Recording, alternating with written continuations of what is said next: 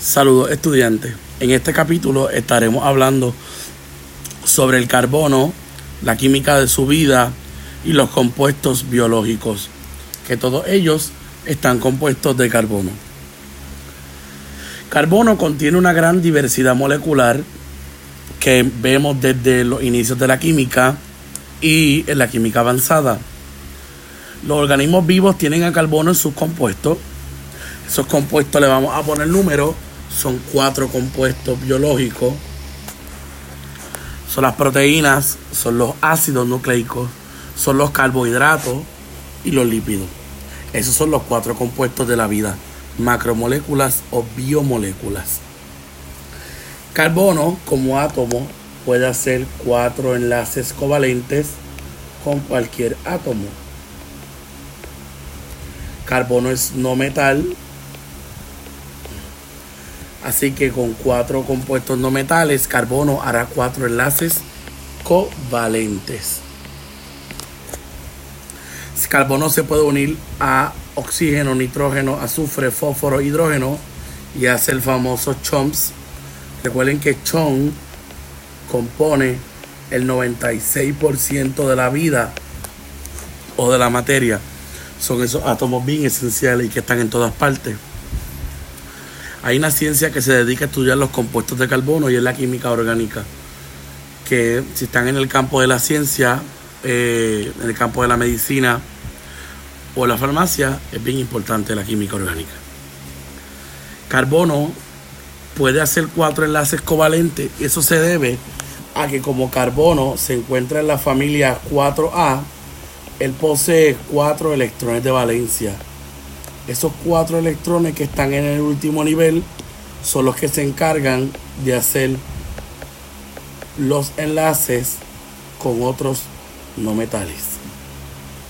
Esta forma que tiene carbono, así de 4 enlaces, se llama una forma o una geometría tetraedral, porque tiene 4 grupos enlazados a él. Y acá vemos el ejemplo. Y hay un tipo de moléculas de carbono que son los hidrocarburos o los hidrocarbonos, que son moléculas que consisten de carbonos y de hidrógenos por enlaces no polares. Así que la cadena puede ser larga, puede ser corta, pero lo que la distingue es que es una cadena más que de carbonos e hidrógenos. Y acá vemos una imagen que representa a los grupos funcionales de la vida. Son esas moléculas o esos grupos que se le añaden a los hidrocarburos para que sí tengan función, porque un hidrocarburo sin grupos funcionales es muy probable que no tenga ninguna función o se use como por ejemplo para la gasolina. Dentro de esos grupos funcionales tenemos al primero, que es el hidroxilo, y es un OH. Así que los compuestos o los hidrocarburos que contengan OH se les van a llamar alcoholes. Y acá tenemos un ejemplo de el etanol. Otro grupo funcional que tenemos en la química es el carbonilo. Un carbonilo se define como un carbono doblemente enlazado a un oxígeno. Acá tenemos el ejemplo de la molécula de acetaldehído que tiene un carbonilo. Otro grupo funcional es el carboxilo. Un carboxilo es un carbonilo donde también hay un hidroxilo. A esos compuestos que tienen carboxilo se les llaman ácidos orgánicos. El ejemplo es ácido acético. Otro grupo funcional es el amino o el NH2.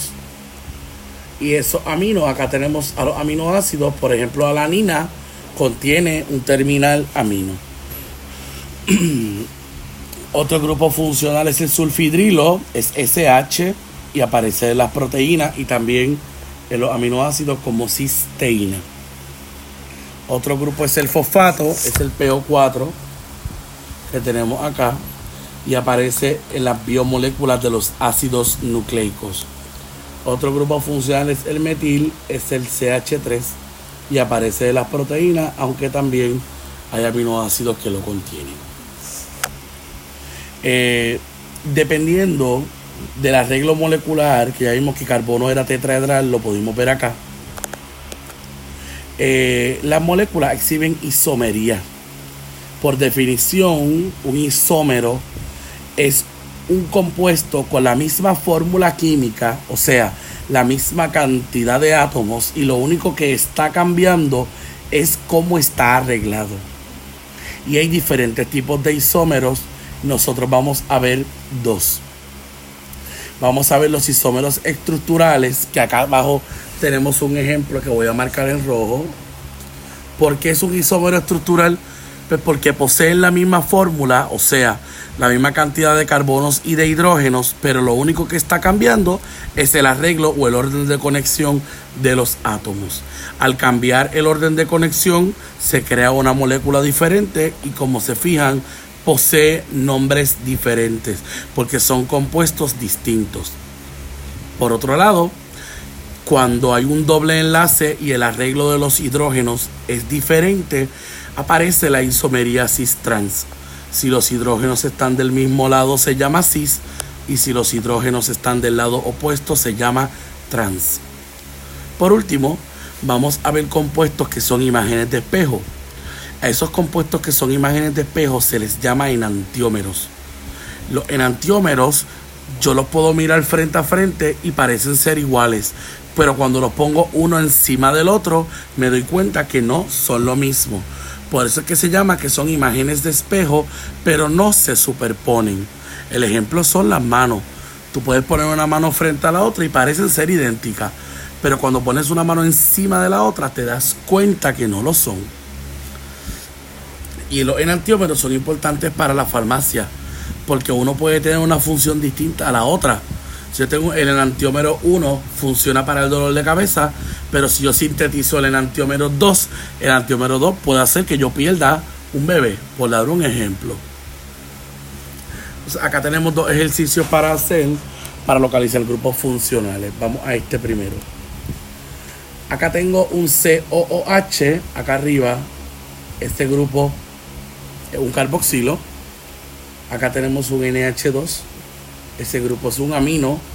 Y acá tenemos un OH, ese grupo es un hidroxilo.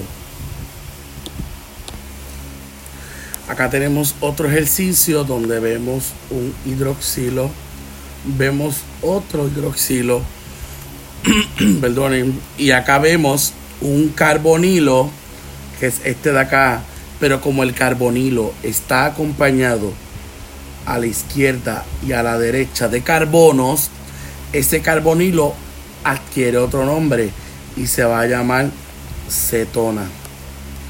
Sin embargo, cuando el carbonilo tiene un carbono a un lado, pero al otro lado lo que tiene es un hidrógeno, este grupo funcional se va a llamar aldehído.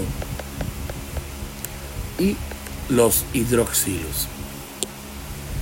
Ahora vamos a comenzar a discutir las macromoléculas. Y las macromoléculas son 4, son los carbohidratos, también se le conoce como los hidratos de carbono o las azúcares. Ese es su apodo, azúcar, lo podemos escribir, ¿verdad? Azúcar. También tenemos a los ácidos nucleicos, tenemos a las proteínas y a los lípidos. Cada unidad sencilla de estas macromoléculas, que son compuestos sumamente grandes, se le llaman monómeros. Y cuando ya yo tengo muchos monómeros, muchas unidades repetitivas formando al polímero, pues ese polímero será la macromolécula. De las 4 macromoléculas hay una que no es polímero y es el lípido. Las demás son polímeros, son unidades repetitivas formando cadenas, pero el lípido no forma una cadena. También podemos empezar a discutir las unidades básicas de cada macromolécula. Si comenzamos por los carbohidratos, sus unidades básicas, que son monómeros, se le va a llamar monosacáridos. Al ácido nucleico, su unidad básica se llama nucleótido. Y un nucleótido se compone de un grupo fosfato, de una base nitrogenada y de una pentosa. o una azúcar de 5 carbonos. Las proteínas, su unidad básica son los aminoácidos, y a los lípidos sus unidades básicas son los ácidos grasos. Estos polímeros o estas unidades básicas que se unen unas con otras van a llevar a cabo este tipo de reacción de unión que se llama síntesis por deshidratación, en la cual cuando se va a unir un monómero con otro monómero, siempre se va a liberar una molécula de agua en las 4 macromoléculas. Pero si yo quisiera romper ese enlace, pues se va a romper añadiendo una molécula de agua. O sea que cuando se crea, se va a llamar síntesis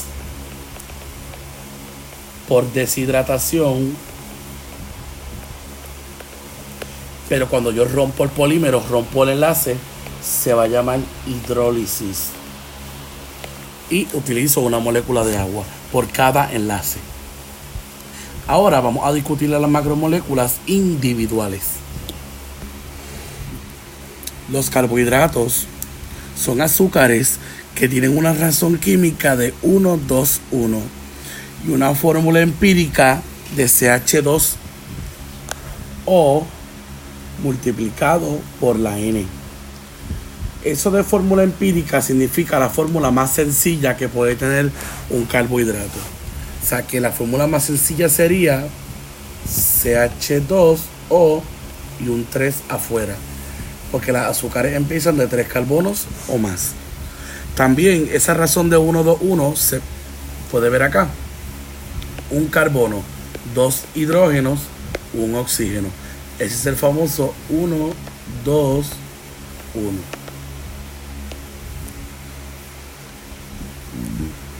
También los carbohidratos tienen funciones biológicas. Su función va a ser almacenaje de azúcar, ¿verdad? Que más tarde se convertirá en energía. Algunos ejemplos de polímeros de azúcares o de polisacáridos son el almidón, la celulosa, la quitina y el glucógeno. Un monosacárido bien conocido es la glucosa. Estos monosacáridos son los azúcares más simples que vamos a ver. Por ejemplo, vemos acá la estructura de un carbohidrato. Fíjense que un carbohidrato contiene varios grupos OH y en este caso contiene un grupo aldehído. Cuando el azúcar tiene un aldehído se llama aldosa. En este otro caso, cuando el azúcar tiene una acetona, se llama cetosa. Esta estructura lineal está en equilibrio con el anillo, pero mayormente en la naturaleza se encuentran en anillos. Si nos fijamos en el carbono 1, que es este carbono que tenemos acá, si el OH está para abajo, el azúcar se va a llamar alfa. Si el OH está para arriba, el azúcar se va a llamar beta. También, evaluando estructuras lineales de 3 monosacáridos, galactosa, glucosa y fructosa, fíjense que glucosa y fructosa contienen la misma fórmula química, pero el arreglo de los átomos es diferente. Por eso son isómeros estructurales. Y fructosa es una cetosa y glucosa es un aldosa. Pero si comparamos a glucosa y galactosa, lo que difieren es en un carbono. Así que ellos van a ser estereoisómeros. Cuando hay 2 monosacáridos juntos, se le va a llamar disacáridos. Ellos se unen por un enlace covalente glucosídico. Algunos ejemplos de esto es cuando la glucosa se une con la fructosa, crea al disacárido de sacarosa. Y sacarosa es el azúcar de la mesa. Fíjense que en esta unión del carbohidrato se libera una molécula de agua. Acá tenemos la unión de una glucosa más una glucosa. Se llama el disacárido maltosa. Todos los enlaces son enlaces covalentes glucosídicos. Aunque los azúcares sirvan como fuente de energía, la molécula del ATP es la principal fuente de energía celular. ATP se llama adenosina trifosfatada. También hay otras moléculas que transportan electrones con el fin de producir energía. Ellos son el FAD positivo y el NAD positivo. Luego de hablar de estos polisacáridos, ¿verdad? De estos disacáridos, perdonen, vamos a los polisacáridos. Dentro de los polisacáridos vamos a ver diferentes. El primero que vamos a ver es cuando las plantas usan el almidón como polisacárido de almacenaje. Sin embargo, el glucógeno lo utilizamos nosotros los animales. Esto quiere decir que ya hemos visto dos polisacáridos de almacenaje.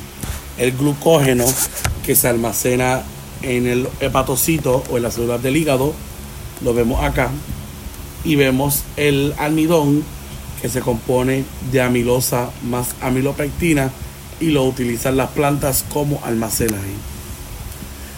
Y acá vemos la estructura, ¿verdad?, de un polisacárido. Crea cadenas largas, también crea ramificaciones. Ahora, polisacáridos que otorgan estructura. Un ejemplo de ellos es la celulosa. Y la celulosa es un polisacárido estructural de las plantas.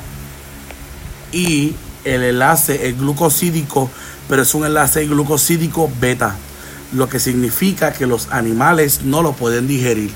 Así que esta fibra insoluble que tenemos en las dietas son por culpa de la celulosa. Y fíjense que el glucógeno y el almidón tienen enlaces alfa 1,4, que nosotros sí podemos digerirlo. Otro polisacárido estructural que forma parte de esa estructura externa de los insectos y de las paredes celulares de los hongos es la quitina. Así que la quitina es un polisacárido estructural. Próxima macromolécula son los ácidos nucleicos. Y ya hemos dicho que su unidad básica o su monómero son los nucleótidos. Y que un nucleótido se compone de un azúcar de 5 carbonos que le vamos a llamar pentosa, de un grupo fosfato y de una base nitrogenada. Y hay dos ácidos nucleicos que nosotros vamos a estudiar: el DNA y el RNA. El nucleótido no va a cambiar, lo único que le vamos a añadir o afectar es que si hablamos de DNA, esta pentosa en este carbono 2 tiene un hidrógeno. Pero si hablamos de RNA, en el carbono 2 tiene un hidroxilo, esa pentosa. El azúcar del DNA se llama desoxirribosa y el azúcar del RNA se va a llamar ribosa. También las bases nitrogenadas que vienen desde genética son 5. Se llaman adenina, guanina, citosina, timina y uracilo. Pero el uracilo solo se encuentra en el RNA. El enlace aquí no es glucosídico, el enlace es un enlace fosfodiéster. Este DNA da señales y se convierte en proteína para hacer funciones biológicas específicas. También vemos que él tiene una doble hélice en forma de espiral. Y las bases nitrogenadas tienen complementariedad. Adenina y guanina tienen 2 anillos y se le va a llamar purinas. Citosina, timina y uracilo es un solo anillo y se le va a llamar pirimidinas. Entre citosina y guanina ocurren 3 puentes de hidrógeno. Entre adenina y guanina ocurren 2 puentes de hidrógeno. Y son esos puentes de hidrógeno lo que le ocasionan estabilidad al DNA. Y acá vemos que cambia la base nitrogenada, el azúcar y el grupo fosfato. Así que el DNA va a tener una carga negativa porque la estamos viendo aquí en los oxígenos del grupo fosfato. El otro polímero de ácido nucleico es el RNA.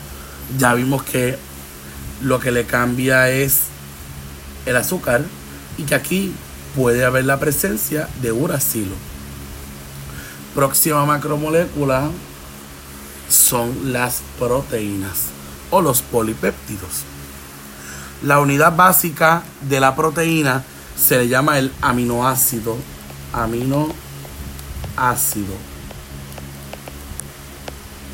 Las proteínas tienen estas funciones: almacenaje, pueden regular procesos, servir para movimiento, servir para soporte, servir para transporte, servir para defensa del sistema inmune o para acelerar reacciones químicas.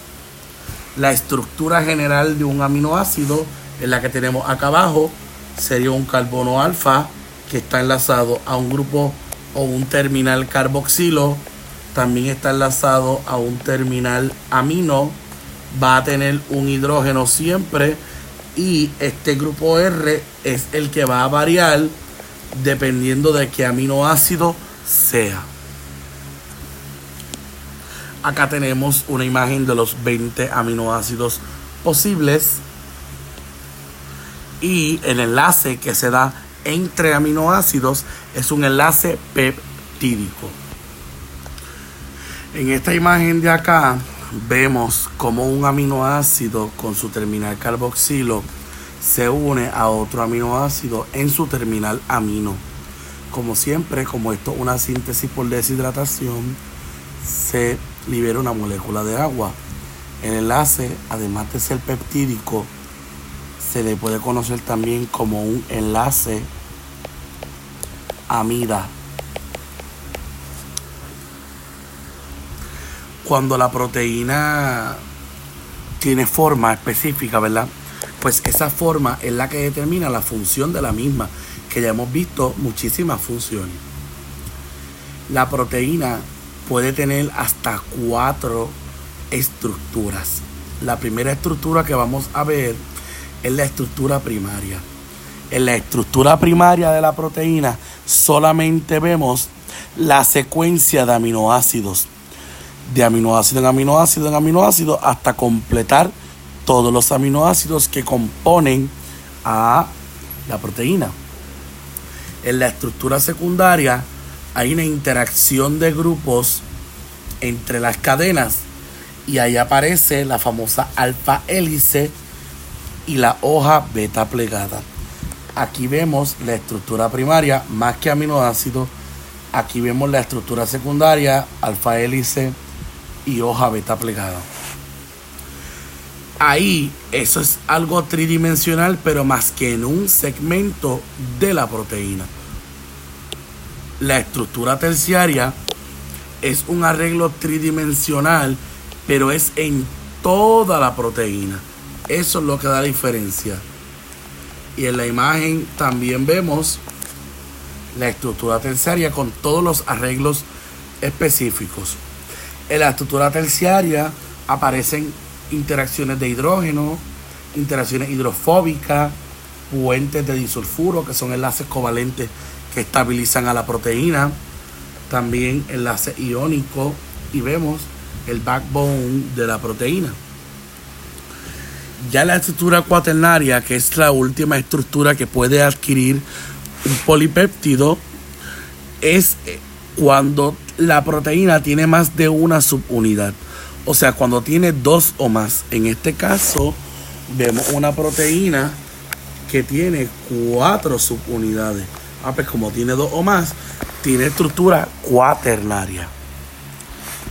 También tenemos información acá pertinente que hay que discutir. Vemos que nos hablan de una estructura que se llama la chaperina o la chaperonina. Una chaperonina ayuda en el plegamiento de las proteínas. Y es porque las proteínas adquieren formas plegándose. Pues cuando hace falta chaperonas o chaperoninas, provocan enfermedades. Un ejemplo es la fibrosis quística, el cual es un desorden hereditario. En algunos individuos, las proteínas fallan en el folding. Acá vemos en la imagen de arriba el moldeamiento de las proteínas. En la primera entra una proteína sin forma, sin moldear, más que con estructura primaria y secundaria. Ella entra la chaperona. La chaperona usa energía para cerrar. Allá adentro se arregla la proteína, se moldea. Ya usó la energía, sale la tapa, sale la proteína con función específica y la chaperona se regenera. Y no solamente tú puedes arreglar una proteína, sino que también la puedes destruir. En el proceso de quitarle su función, eso se llama desnaturalización de la proteína. Y es cuando pierde su esencia, o sea, su estructura. ¿Cómo se puede hacer? Subiendo o bajando el pH, subiendo o bajando la temperatura, aplicando sales, por ejemplo. Y la última macromolécula que vamos a ver son los lípidos. Las grasas son lípidos. Y ya sabemos que las grasas no mezclan con agua, así que las grasas son insolubles en agua.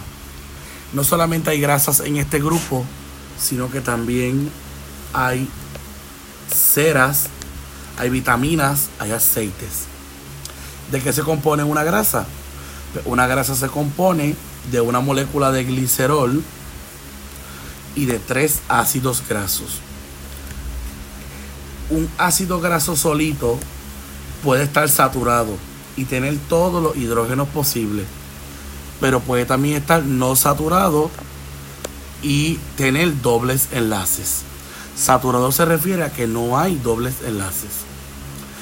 Una molécula de glicerol que va a estar enlazado a 3 ácidos grasos o a 3 cadenas de hidrocarburos. Acá tenemos un ácido graso saturado, tiene todos los hidrógenos posibles. Acá tenemos uno insaturado, tiene dobleces porque tiene dobles enlaces. Ahora, otro tipo de lípidos son los fosfolípidos. Estos tienen el glicerol, 2 ácidos grasos y tienen una cabeza polar con un grupo fosfato. Ya sabemos nosotros que el grupo fosfato tiene una carga negativa. Acá vemos el ejemplo del fosfolípido. Estos fosfolípidos forman membranas como esta que tenemos acá, y esas membranas se encuentran en las células, es el borde de la célula.